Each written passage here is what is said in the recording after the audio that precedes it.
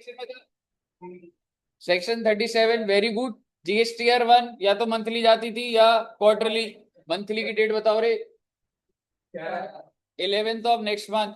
और क्वार्टरली की 13th of next quarter. लेकिन क्वार्टर जाने के लिए प्रॉब्लम थी तो आईएफएफ आ गया। आईएफएफ कौन सी तारीख को? 13th of next month. Next of 2 months, हाँ exactly. For the first 2 months of the quarter you have the option to furnish invoice through IFF facility। और उससे क्या होगा? आईटीसी शिफ्ट हो जाएगा। क्या मैं क्यूआरएमपी मेरे मेरे नाम पे 5 रजिस्ट्रेशन है, क्या मैं 3 पे क्यूआरएमपी 2 पे नॉर्मल चला सकता हूँ? बिल्कुल चला सकता हूँ।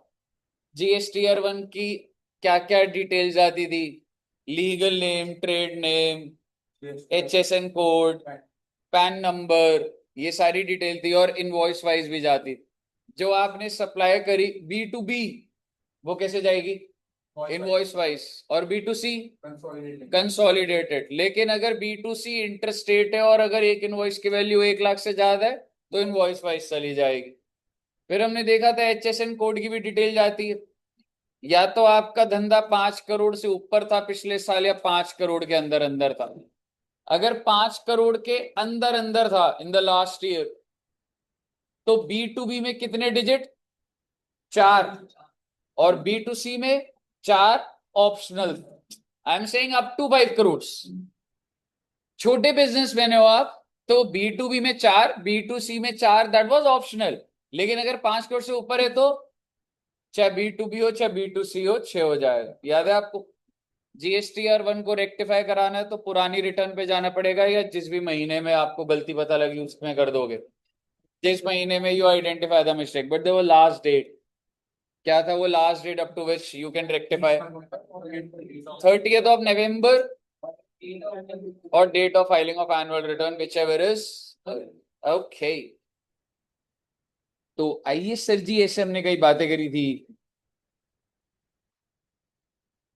आज हमको लाइट करना है, that is first return. Heading डाल लीजिएगा।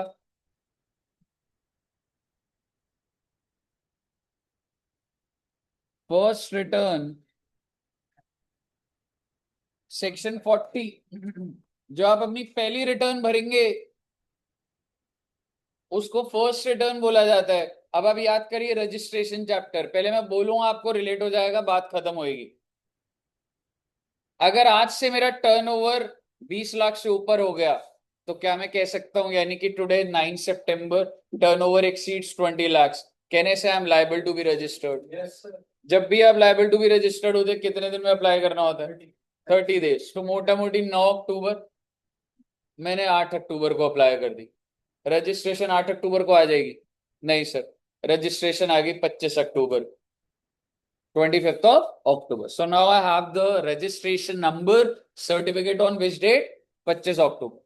बट क्या मैं लाइबल कब से हुआ था? आज की डेट से, दैट्स 9th ऑफ सितंबर से लेके ये जो मैंने 10 अक्टूबर तक, सॉरी 25 अक्टूबर तक जो सेल करी होगी, क्या उसकी डिटेल जब से मैं लायबल हुआ, मेरे कहने का मतलब है क्या उस टाइम पे भी मैं ऐसा टैक्सेबल सप्लाई कर सकता था? नहीं कर सकता था?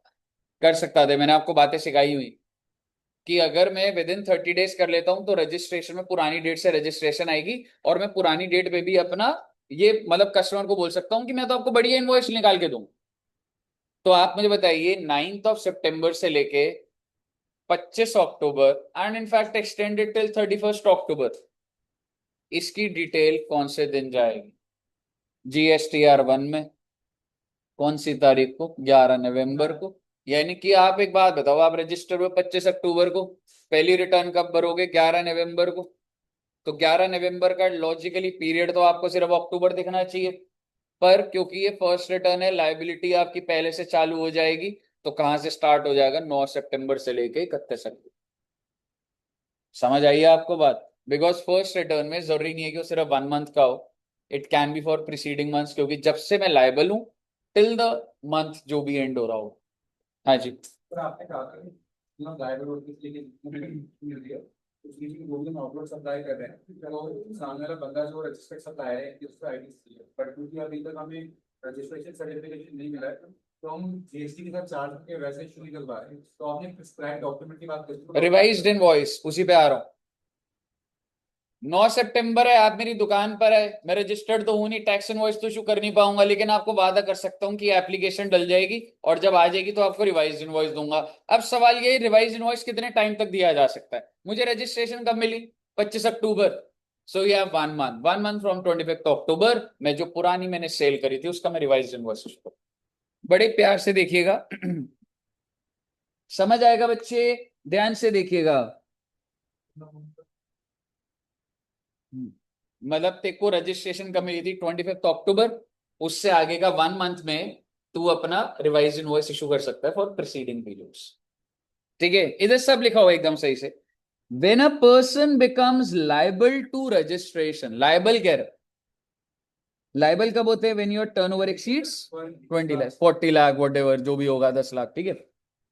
After his turnover crosses the threshold limit, he may apply for registration within how many days?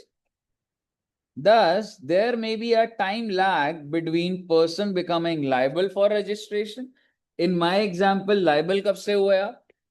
9 September. And grant of registration. Let's suppose grant of registration कब है? 25th October. During the intervening period, such person might have made the outward supplies. The taxpayer, अच्छा अब ये पहले दूसरी बात करेगा, ध्यान से सुनना। अब आपने जो ये 9 सितंबर से लेके इसके बीच में जो बेचा होगा, क्या आपने टैक्स इनवॉइस इशू करा होगा? नहीं करा होगा। जब आपका जीएसटी नंबर ही नहीं था तो टैक्स इनवॉइस कहां से इशू कर दोगे? तो कह रहे during this intervening period such person might have made the outward supply and the taxable person shall first furnish revised tax invoice within how many days या months? 1 month from the date of issuance of certificate, that is 25 October, and shall file the return thereafter. मुद्दे की बात ये है, return कौन से दिन जाएगी? 11 नवंबर। 11 नवंबर। और 11 नवंबर में किस पीरियड से किस पीरियड तक की डिटेल भेजेंगे आप? कह सकता हूं 9th of सितंबर से लेके, क्या डेट लिखूं बच्चे? मैं जो पहली रिटर्न एग्जैक्टली 31 ये आप जीएसटी यार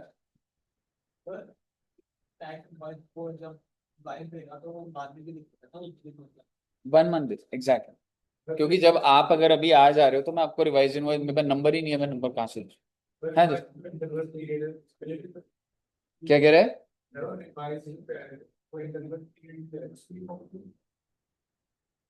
जो इनवॉइस इशू करूंगा,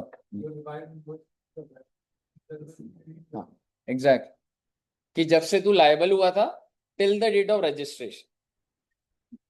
हाँ नहीं, जीएसटी कैसे लगा देगा? मेरे पास अगर नंबर नहीं है मैं जीएसटी कहां से लगा के दे दूंगा? रिवाइज्ड इनवॉइस इशू करूंगा कि मैं स्टार्टिंग में मैंने नहीं लगाया होगा, पर अब उसको पक्का बिल भेजूंगा ना, बढ़िया वाला।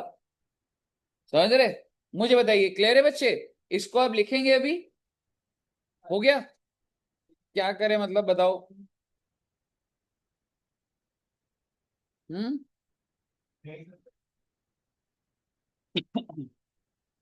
एक बार मैं बोल देता हूं, चलिए एक बार एक ये वाला एग्जांपल था। एक बार मान लो 1/4/23 आपका फाइनेंशियल ईयर है, फर्स्ट रिटर्न से कई बार आ जाता है बच्चे, और कौन सी डेट को आप लाइबल हो गए हैं? 10th of June 23। बहुत अच्छी बात है, लाइबल का मतलब एग्रीगेट टर्नओवर आपका exceed, that means you are liable to be registered. आपने REG01 कब अप्लाई करा? Can I say it is within 30 days? Yes. And आपको REG06 कब मिल गया? 18/7। ठीक है, सो द पॉइंट इज, जब आपको 18/7 को मिल गया है तो अब आपको सरकार 30 दिन दे रही है पुराने कस्टमर को रिवाइज इनवॉइस इशू करो। तो क्या लिखा हुआ है? Issue invoice with in 30 days, वो वाली बात। नाउ द थिंग इज, मुझे रजिस्ट्रेशन कब मिली थी बच्चे? क्या डेट थी? हट गया होगा। सॉरी। ठीक है, 18/7 अकॉर्डिंग टू यू मैं GSTR 1 कौन सी डेट को भरूंगा? 11th of August। Now what should be the period? कहने से जब से आप लायबल हुए टिल 31st of July। ठीक है, तो बेसिकली आप 10 जून से लेके 31 जुलाई आप GSTR 1 में या IFF में हो तो IFF भर दीजिएगा। मुझे बताइए, क्लियर है बच्चे? ओके। सर कब स्टार्ट हुआ? अभी 1 मिनट आ रहा हूँ पर बीच में। हाँ, तो इनवॉइस इशू करना अलग बात होती है भाई। हाँ तो ठीक है, कह सकता है तू सर इनवॉइस नंबर नहीं है, ये नहीं है, तो मैं पहले इशू करना पड़ेगा मुझे। समझ रहे? वो अलग चीज है, ये अलग चीज है, पर एटलीस्ट मैं बना के और मेरे को फटाफट करना है, तभी वो डिटेल सही जाएगी। हाँ जी, क्या कह रहे सर परमीत? कब सर कब स्टार्ट होगा? बस किधर अभी ये वाला एक सेक्शन करा अभी हमने, फर्स्ट रिटर्न। ठीक ओके। है, क्या करना चाह रहे हो, लिखना चाह रहे हो, आगे बढ़ूं? अगला है जी आपका एनुअल रिटर्न। एनुअल रिटर्न क्या होती थी बच्चों?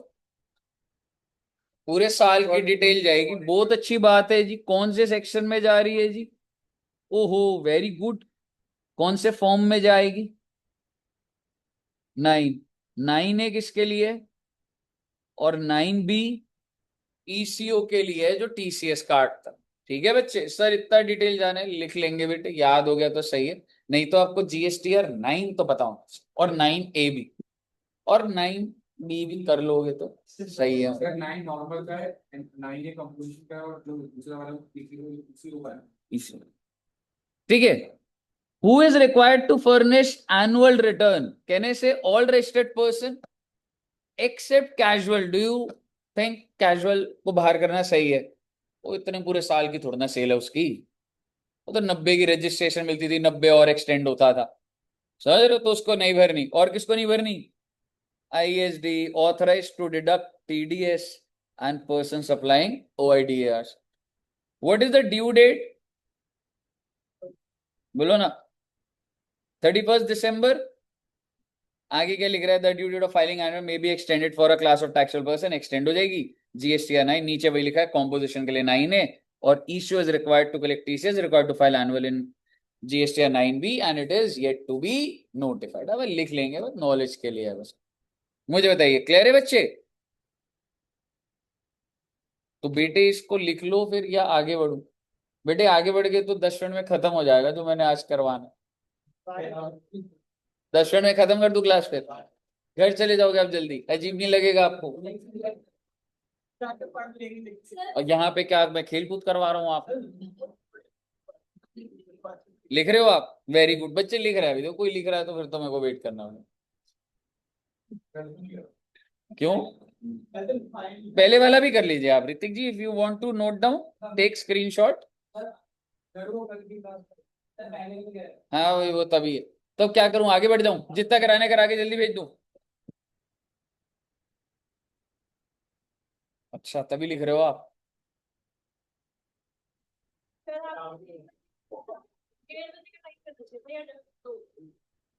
टेस्ट का इतना इजी बन गया टेस्ट तुम्हारा?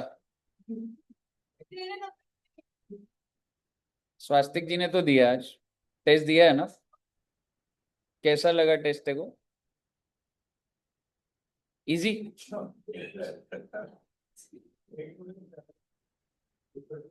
एक क्वेश्चन करा तूने? लिखना है क्या सर? पहले बताता यार, मैं मन का, ये तो मेरे से गलती हो गई ये तो। सर लिखना है। नहीं अभी नहीं लिख, मन नहीं कर रहा था आपका टेस्ट देने। फूल। चलिए, पार्टनरशिप, उसका मन नहीं है बोलने का भाई, समझो यार। अब मेरे से पूछ लो ना उसका, नहीं भाई मैं बता दूंगा यार क्या हो। सॉरी बोलो स्वास्तिक जी को, डिस्टर्ब करा आप। चलिए, फाइनल रिटर्न। फाइनल रिटर्न क्या होता है बच्चे? रजिस्ट्रेशन आपने पढ़ा था, रजिस्ट्रेशन में कैंसिलेशन पढ़ा था, कैंसिलेशन के बाद रिटर्न जो आखिरी रिटर्न होगी वो फाइनल रिटर्न बोली जाएगी। फाइनल रिटर्न कब तक भरनी है ये देखते हैं। कौन से सेक्शन में है बेटे? Very good. आपको कैसे पता है बेटे सारे sections? Who is required to furnish final return? Every registered person. आखिरी रिटर्न है आपकी final return. Person whose registration has been suspended और कैंसल्ड कौन से फॉर्म में भर देगा? अब हमें इसकी टाइम लिमिट याद रखनी है, बाकी कुछ नहीं है। और इसमें टाइम लिमिट क्या, आपको कितने महीने में भरनी है? From the date of cancellation. और एक दूसरा क्या है? Date of order. बच्चे ऐसा हो सकता है कि मैं अपने धंधे को ऑलमोस्ट रैप अप कर चुका हूं और मैंने जीएसटी को बोला सर देखो मैं दुकान पे कुछ भी नहीं बढ़ा हुआ, आप ऑर्डर आप ऑर्डर आज निकाल दो बट डेट आगे की डाल दो। मतलब मैंने उन्हें बोला सर दिवाली के बाद का आप लिख दो ना, 1 नवंबर से हमारी रजिस्ट्रेशन कैंसिल। ठीक है, तो आप मुझे बताइए मैं कौन सी इसमें लूंगा? Within 3 months from the date of cancellation. मान लो कैंसिलेशन कब हो रही है बच्चे, लेकिन सर जी ऑर्डर इसका कब आया था मालूम है? 27/2/2025 को ऑर्डर निकल गया। ध्यान से सुनना, एक डेट है ऑर्डर डेट। ऑर्डर कब आ गया? 27/2/25। और ऑर्डर में क्या लिखा भाई, किस दिन से बंद कर दूंगा तुझे? 1 अप्रैल 25। अब आप मुझे बताओ 3 महीने कहां से लूं, 27/2 से या 1/4/25 से? 1/4 क्योंकि लिखा है whichever is late. Order आज आ गया 9 सितंबर है, ध्यान से सुनना। और ऑर्डर में लिखा है 1 दिसंबर से कैंसल्ड हो आप। तो मेरे को 3 महीने कहां से लेने हैं, आज से या 1 दिसंबर से? 1 दिसंबर से, विच एवर इज लेटर। कहिए क्लियर है? टाइम लिमिट्स याद रखनी पड़ेंगी आपको, बस समझ लो। हाँ तो वो रिटर्न तू भर ही रहा है, जब तेरा बंद होगा तो तू हिसाब तो देगा ही। तो आपने हाँ आपने मेरी नहीं, जैसे अब सपोज कर कि तेरे को मैं ऑर्डर पास कर चुका हूं that you stands cancelled from 1 to 25। ठीक है, तो तू जो सेल करेगा वो तो इससे पहले की है ना। ठीक है, अब तेरे को इस दिन को तू कैंसिल हो गया, खत्म हो गया एकदम। तेरे को कितने टाइम पीरियड में भरनी है? 3 महीने में भरनी है। क्लियर है? ओके, एग्जाम्पल था। देख, एक चीज होती है ऑर्डर आना और एक चीज होता है कैंसिलेशन। सपोजिंगली मैं अगर आपको अभी बोलूं कि अभी मैं ऑर्डर देता हूं कि टेस्ट है, तो इसका मतलब ये तो नहीं है ना टेस्ट अभी है। ठीक है, ऑर्डर दिया है कि टेस्ट है। कौन से दिन टेस्ट है आप बताइए? 10 अक्टूबर। तो इसी तरीके से जीएसटी ऑफिसर ने ऑर्डर आज निकाल दिया, लेकिन वो कैंसिलेशन कब हो रहा है? 10 अक्टूबर। दो डेट हो गई ना, एक ऑर्डर की और एक कैंसिल। सर तो विच एवर इज लेटर, उसमें 3 महीने जोड़ देना आप, लास्ट रिटर्न भर दोगे आप। हाँ जी, बिल्कुल क्लियर है। ओ माय गॉड, अगला कौन सा है बच्चे? Details of inward supply of person having UIN. क्या आपको याद है आपने यूआईएन करा था? मैं बताया था एम्बेसीज रजिस्ट्रेशन में करा था ना। कितने दिन में रजिस्ट्रेशन मिलती थी इनको, याद है कुछ? 3 3 महीना, 7 दिन, 14 दिन। और लगाओ बेटे, गैस तो लगाओ। 3 दिन था बेटे।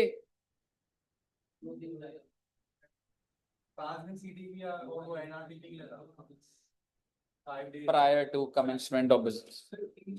सर टेस्ट की जरूरत नहीं पड़ेगी लग रहा है। याद है ना सब? गुड।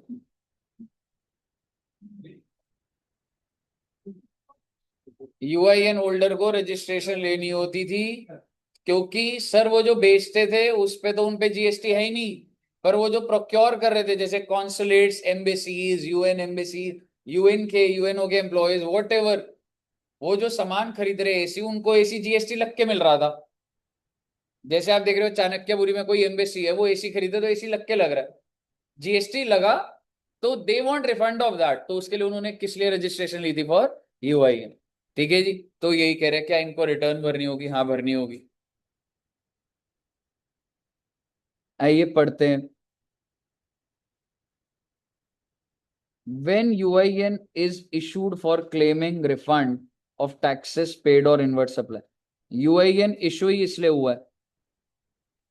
Such person यानी कि UIN shall furnish the detail of inward supply, okay, of taxable goods or service on which refund has been, कौन से फॉर्म में बच्चे, along with the application for refund. भाई जो भी महीने में तुम परचेस करते हो वो एक रिफंड क्लेम की एप्लीकेशन के साथ बता दो ये परचेस करा, रिफंड दे देंगे आप.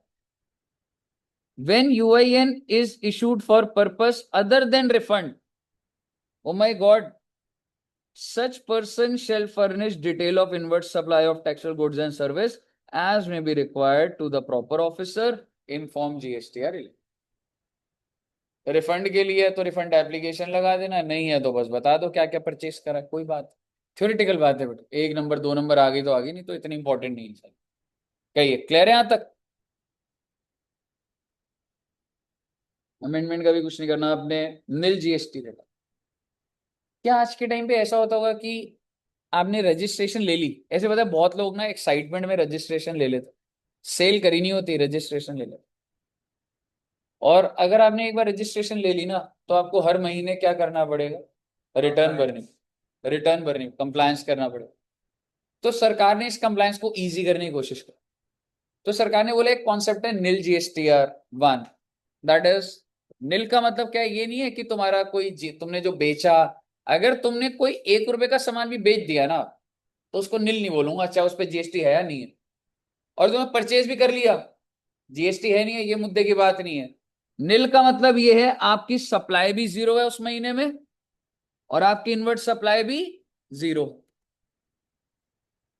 तो बेसिकली आप अगर नॉर्मल टैक्स पेयर हो, चाहे तुम QRMP में हो चाहे अदर में हो या कैजुअल टैक्सेबल पर्सन हो, आप किस तरीके से अपनी नील रिटर्न फाइल कर सकते हैं, थ्रू SMS. आपका रजिस्टर्ड मोबाइल नंबर होगा, ठीक है, जस्ट आप एक नंबर पे नील लिख देंगे, सबमिट हो जाएगा. Using the registered mobile number एक OTP आएगा. नील GSTR 1 can be filed from 1st of next month और क्वार्टर. कहिए साहब, कुछ नहीं है, नील के लिए वो बोलेगा एक मोबाइल नंबर है, ठीक है, या आप सीधा जाके सिस्टम क्या है, वो तो मल्टीपल सिस्टम जो होंगे, मोबाइल नंबर पे भी होगा, लिंक पे जाके भी नील सबमिट कर सकते हो, कई तरीके होंगे. तो जो आपका रजिस्टर्ड है उस रजिस्टर्ड मोबाइल से आप नील रिटर्न फाइल कर दीजिए, OTP आएगा, वैलिडेट हो जाएगी, खत्म हो जाएगी. और नील का मतलब ये होता है पेपर में केस स्टडी आ सकती है कि इस बंदे ने खरीदा तो है पर बेचा कुछ नहीं है, क्या ये नील रिटर्न भर सकता है, नहीं भर सकता. नील रिटर्न का मतलब है ना ही आपने उस महीने कुछ खरीदा और ना ही उस महीने कुछ बेचा. क्लियर है बच्चे? ओके. GSTR 3 भी आज हमने नहीं करना है क्योंकि ये स्टार्ट होगा तो एक साथ ही होगा. मैनर ऑफ एक्सरसाइज में उसी का है, पेमेंट भी उसी का है. 32 है या 82 है, 82 होगा बट वो याद करने का नहीं. हाँ, रूल लिखने का. ओके सर, क्या रह गया सर? अरे बेटे तो सब खत्म हो गया बच्चों. आपने थैंक यू बोला बेटे, आपको अच्छा लगा. कॉम्पोजिशन वाला रह गया और बस फिर ये डन है आपका. कॉम्पोजिशन स्कीम याद है? कितने टर्नओवर तक? 1.5 करोड़. बाहर कैसे हो जाते थे? 1.5 करोड़ से ऊपर हो गया तो बाहर हो जाओ. पिछले साल अगर 1.5 करोड़ का टर्नओवर है तो करंट ईयर में 1.5 करोड़ तक की सप्लाई है, बस कॉम्पोजिशन कर सकते हो. कॉम्पोजिशन करते थे तो GST चार्ज नहीं करोगे, है ना, ITC नहीं ले सकते, वो सारी बात है. मुद्दे की बात ये है सर, कॉम्पोजिशन वाले जो हैं, यार यहाँ पे एक जगह लिखा हुआ था 30 जून और वो ऐसे ही बोल देता हूँ पहले. कॉम्पोजिशन वाले क्या सर मंथली रिटर्न भर रहे हैं? नहीं भर रहे. क्या क्वार्टरली रिटर्न भर रहे हैं? नहीं भर रहे. एनुअली सीधा पूरे साल की डिटेल 30 जून को जा रही है. अगर आपके मॉड्यूल में 30 अप्रैल लिखा होगा तो अमेंडमेंट हो चुकी है, हो गया 6-8 महीने. बाय चांस कोई आंसर देखता है कुछ है तो 30 अप्रैल होता था पहले, पूरे साल का खत्म होके 30 अप्रैल, अब 30 अप्रैल नहीं है, 30 जून. अब आपके दिमाग में आएगा सर जब पूरे साल की डिटेल 30 जून को दे रहा है तो एनुअल रिटर्न भरने की क्या जरूरत थी उसे, क्योंकि कॉम्पोजिशन वाला तो एनुअल रिटर्न भी भर रहा है। तो हाँ वो सेम ही चल रहा है कह सकते हो आप। तो बेसिकली कॉम्पोजिशन वाला जो अपनी रिटर्न भर रहा है ना बेटे, वो कैसे भर रहा है, 30 जून को भर रहा है पहली बार। पेमेंट कैसे कर रहे हैं, पेमेंट क्वार्टरली कर रहा है। ये आपको पहली कैटेगरी ऑफ पर्सन मिल रहा है। क्यूआरएमपी वाला मंथली पेमेंट था, मंथली वाला भी मंथली पेमेंट था। सिर्फ एक कैटेगरी है जो क्वार्टरली पेमेंट करेगा, कौन, कॉम्पोजिशन। और कैसे करेगा, जब पूरा क्वार्टर खत्म होगा तो क्वार्टर खत्म होके 18 तारीख को करेगा। अभी दिखा दूंगा आपको, लिखा हुआ दिख नहीं रहा था ये मुझे, खुद से तो करेगा। Turnover of the state multiplied by rate, खुद से नहीं कर रहा था। कॉम्पोजिशन वाला जो बेचता था, मैं जीएसटी चार्ज नहीं करना, पर बेटे कितना सिखाया आपको, turnover of the state, aggregate turnover, उस पे रेट था 2.5%, 0.5 ऐसे कितने सारे रेट थे, खुद से दूंगा ना, है ना। तो बेसिकली वो कब करोगे आप, 18th ऑफ नेक्स्ट क्वार्टर। मुझे बताइए क्लियर है यहां तक, आइए बस इसको एक बार देखेंगे और नमस्ते कर देंगे बेटे।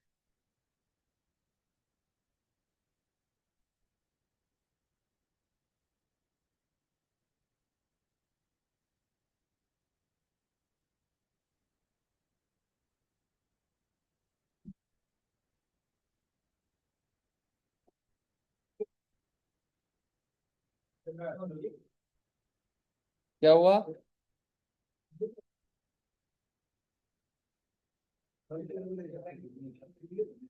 अशरफ जी क्लियर है।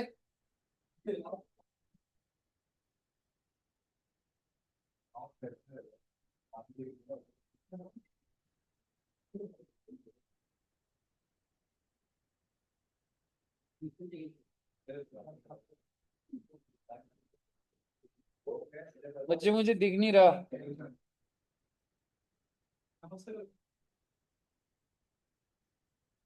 अरे मेरा मन नहीं है नमस्ते करने का। GSTR 4, यही जो भी सिखाई थी, कौन सी एक बार पढ़िएगा। Okay very good. क्या लिखा हुआ है बेटे, रिटर्न कैसे जाएगी, ओ माय गॉड, यानी कि 1/4/24 से 31 मार्च 25 तक, कौन सी डेट को, 30 जून, 30 अप्रैल कट के 30 जून हो रखा है जी। और जो आप पेमेंट करेंगे उसको चालान स्टेटमेंट बोला जाता है, कैसे जा रही है, क्वार्टरली बेसिस। जीएसटी CMP 08 होता है, फॉर्म होता है, थोड़े थोड़े याद कर लोगे तो ठीक है। कॉम्पोजिशन स्कीम वाला है तो CMP यूज होता है। एज इज रजिस्ट्रेशन का था तो REG 01, समझ रहे हो, इस तरीके से अलग अलग फॉर्म नाम होते हैं। कौन सी तारीख को करोगे रे जमा, 18th ऑफ, एग्जैक्टली।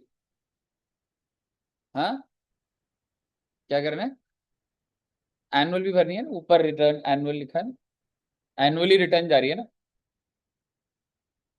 पहले वाली भरनी है।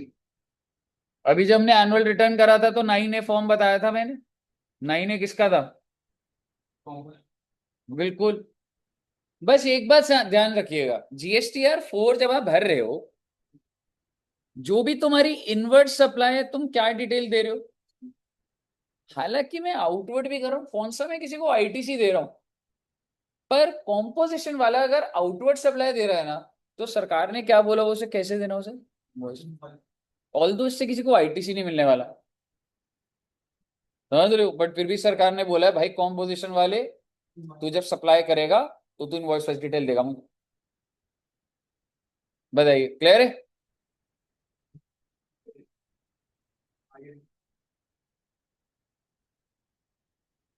IFF करने का पर्पस क्या था,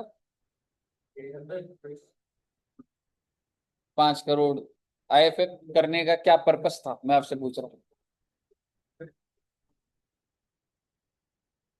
IFF कौन इशू करता है,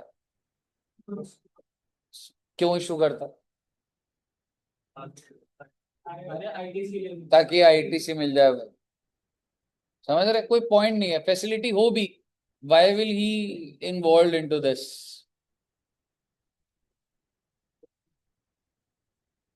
हम्म, इनवॉइस का मतलब वो टैक्स इनवॉइस नहीं होगा जिसपे तू GST चार्ज कर रहा है, लेकिन अब देख, ऐसा नहीं होता अगर आप टैक्स इनवॉइस नहीं दे रहे तो कोई भी डॉक्यूमेंट नहीं होता। हम जब इनवॉइस चैप्टर देखेंगे तो उसमें आपको याद होगा मैंने कॉम्पोजिशन में लिखवाया वो बिल ऑफ सप्लाई इशू करता है, ठीक है? तो वो बिल ऑफ सप्लाई ही है, समझ रहे? अगर जैसे ऐसा हो सकता है नीचे जो शॉप्स है ना उसमें से कोई कॉम्पोजिशन में हो तो तेरे को ऊपर बिल ऑफ सप्लाई लिखा हुआ भी दिखे। कॉम्पोजिशन कॉमन, आपको हो सकता है कोई दुकानों पे दिख जाए कॉम्पोजिशन, समझ रहे? बताइए, क्लियर है बच्चे?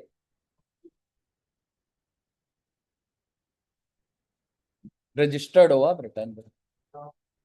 हम्म, हम लोग कॉम्पोजिशन में नहीं आया ना अभी, अभी 20 लाख वाले में अभी।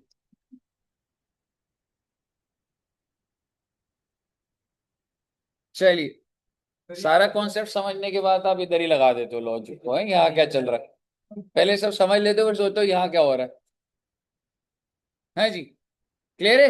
एक बार बच्चे जो मैंने टेबल बनाए एक बार बस इसको एनालाइज कर लो और खत्म है बेटे बात कर। इससे ज्यादा डेटा आज मैंने आपको नहीं देना है।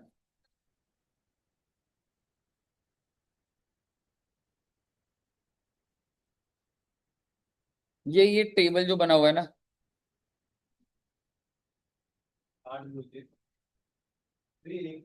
पहले क्वार्टर अप्रैल में जून खत्म, तो सबसे पहले क्या जमा करेगा? CMP 08 पेमेंट करेगा, समझ रहे हो?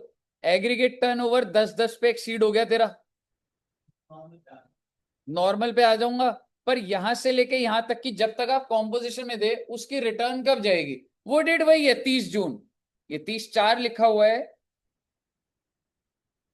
मेरे कहने का मतलब है आप कॉम्पोजिशन में इस डेट से स्टार्ट हुए कब तक हो आप कॉम्पोजिशन में, इसके बाद तो नॉर्मल में हो। तो इसका जो आपका डिटेल है उसका तो GSTR 4 भरोगे। GSTR 4 ही तो जा रहा था, कौन सी डेट को जाएगा? 30 जून को जाएगा ना बेटे, समझ रहे हो क्या बोल रहा हूं? और अगर इतनी समझ आ रही है आपको बात तो एक तो 18/7 को जमा करा, अगला कब होगा? जून जुलाई, नहीं सॉरी, जुलाई अगस्त सितंबर ना, क्वार्टर वाइज आता है ना दोस्त, एक Q1 हो गया, जुलाई अगस्त सितंबर कौन सी डेट को जाएगा? 18 अक्टूबर। बट वोट, हाँ यही बोल रहे थे है ना? But what about these 10 days of October, इसकी चालान कम पेमेंट कब जाएगा? सेम, आई मीन ये कौन सा क्वार्टर हो गया? अक्टूबर नवंबर दिसंबर। सो इसका डिटेल कब जाएगा बच्चे? 18 जनवरी को जाएगा। आपको कोई ड्यू डेट कोई चेंज नहीं होने वाली, जो चल रही है वही है, समझ रहे हो? और रही बात है पूरे डिटेल ये वाली जो जा रही थी उसका आपका 30 जून, कहिए क्लियर है? अब भाई वो तो GSTR 9 थी ना, GSTR 4 भी तो कराई है अभी।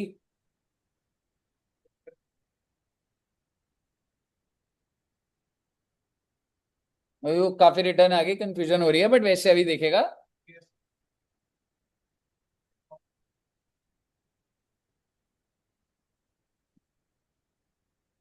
क्या डाउट है आपका?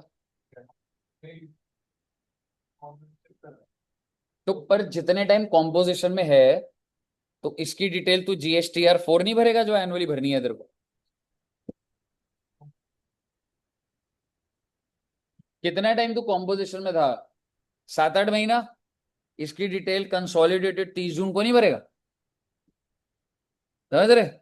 और वो जो है वो भी जाएगी, समझ रहे? मुझे बताइए, क्लियर है बच्चे? तो सर जी, सर हाँ जी। सर जो IFF था उसमें वो 50 लाख की जो लिमिट थी ना, हम्म, तो अगर हमारे पास दो बिल है 40-40 की, तो एक तो अपलोड हो जाएगा, दूसरा नहीं कर पाएंगे? नहीं, ओके सर। क्या दोस्त?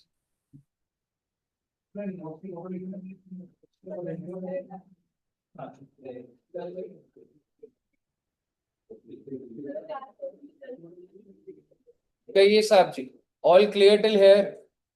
तो सर आज हमने जो करना था वो यही है। ऐसा हो सकता है कल और एक और क्लास और कंफर्टेबली उसके लिए तो हमारा रिटर्न जो है वो सारा का सारा खत्म होगा। अब हम नोट्स बना लेना बच्चे, नेक्स्ट क्लास से मेरे को वो 2B और 3B एक साथ ही खत्म हो जाता है, उसमें कोई ऐसा लोड नहीं आता। ठीक है, तो इतना रखते हैं सर जी और नेक्स्ट क्लास में इसको आगे बढ़ाएंगे। Okay, thank you very much. Gaurav ji एक बार रुक जाइए, ठीक है, और डाउट देख लूंगा दोस्त, गौरव के डाउट देख लूंगा। मेरे को डाउट है, मेरे को समझ नहीं आ रहा है कुछ चीजें। एक बार गौरव का ही देख लेता हूँ। गौरव एक बार बताएगा क्या डाउट है। ठीक है।